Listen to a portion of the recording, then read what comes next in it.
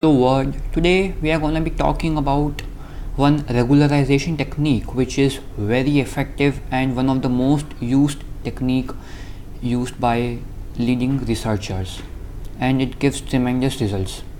So this technique is known as dropout regularization, and what we do is that we have a neural network here, and then I created the same copy here, and we iterate over each layers, and we set a probability on how much neurons are we going to leave. So if our neural network is like this, we compute probabilities based upon our usage, and then we compute probabilities, and then we remove the neurons based upon the computed probabilities. So if I set a probability of 0.5, that means I am removing half of the activations which my neural network has learned over time. So in this neural network, our model is overfitting, and we want to reduce overfitting because of the high variance. And if a model is suffering from high variance, obviously it's going to give you poor results if you're going to test your neural network upon the training sets which you haven't seen and your neural network hasn't come across. So you really need to reduce overfitting, and this is one of the most effective techniques to reduce overfitting.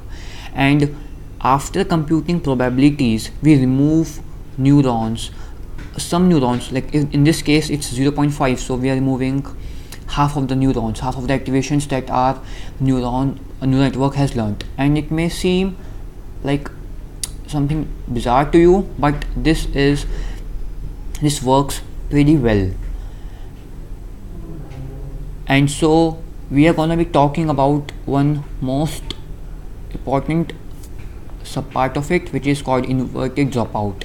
So like when you apply back propagation, it really becomes easy because you have gotten rid of half of the neurons which are present in your neural network, and it reduces significant computational power as well, because now most of the neurons are unused in this, and your model will be able to come out with a better decision boundary if you train your neural network on a different data set. And so if you were to apply it in NumPy, what you do is you set a threshold value. So in this case it's keyprob, and this is an example. We have 3 layers in this. Now you initialize a parameter, and then you set a threshold value.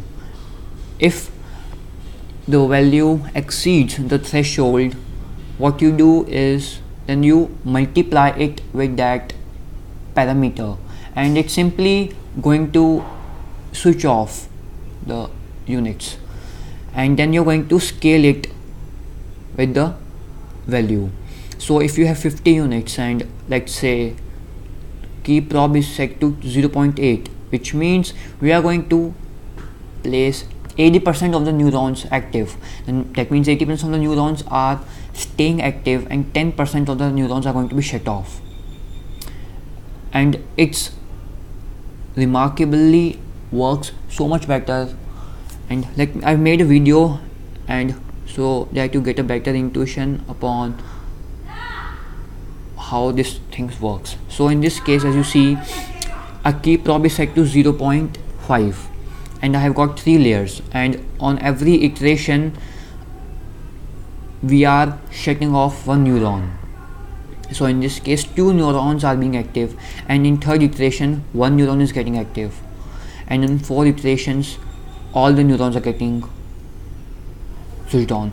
And so in every iterations, when we randomly switch on and switch off neurons in a layer, we are removing activations which are not useful and prevents overfitting.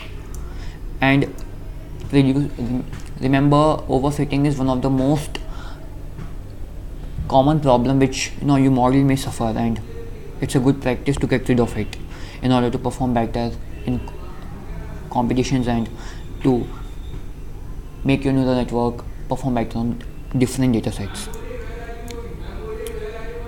So on every iteration we are switching on and switching off neurons, random number of neurons.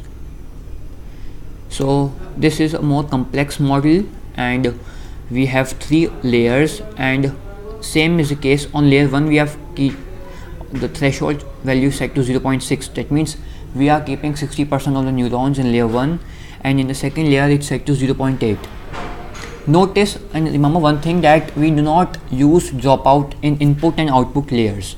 If you are going to use dropout in input layers, that means you are going to remove some information, valuable information, which your model might need.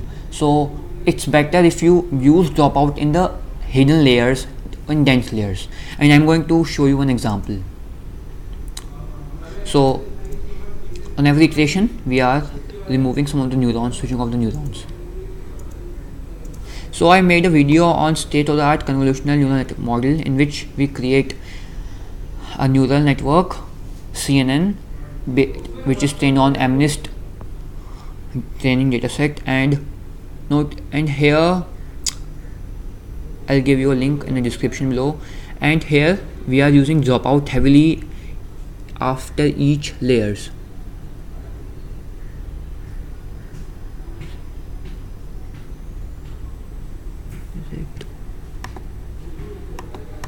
So in this case we make use of VGT16 model, which won the ImageNet competition, and when we create a sequential layer, this is an implementation in Keras with Theano's backend, and when we create a convolution layer we use batch normalization, and I'll